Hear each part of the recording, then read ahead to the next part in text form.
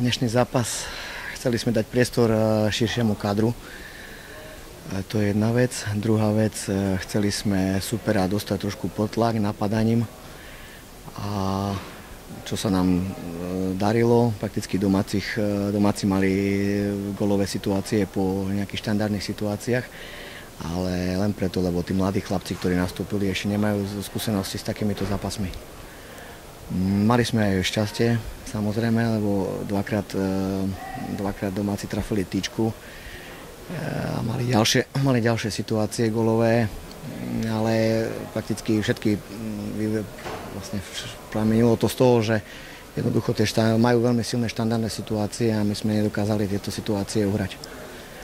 No a čo sa týka našej útočnej činnosti, tak mali sme aj my nejaké náznaky. Bohužiaľ, riešime to zbrklo, ale budeme na tom pracovať do budúcnosti. Oni hrajú organizované, to sú všetko chlapci, čo prešli ligovým dorastom v Trenčine alebo Dubnici. To sú šikovní chlapci. Mali aj šťastie, tam boli tyčky a takéto veci. A pri futbale musíme mať šťastie. My sme nemohli sme dať gól. Tak dnes sme neprehrali sme na 11, ale už tretí zápas sa nás tlačí to, že nevieme dať gól, nedali gól.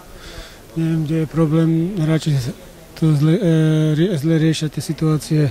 Zbrklo to riešia, keď má vystreliť, tedy dá technickú strelu, keď má prúdku zase technickú, boja sa. Takže musíme na to dojsť za rýchlosť a otras a dať nejaký ušmudlaný gól, aby sme uspeli, lebo bez gólu sa nedá hrať. Máme kader 16 hráčov, tak každý bude použiteľný, lebo je 19 kôl. Dostali všetci šancu, ne všetci ma ako uspokojili, no ale museli hrať.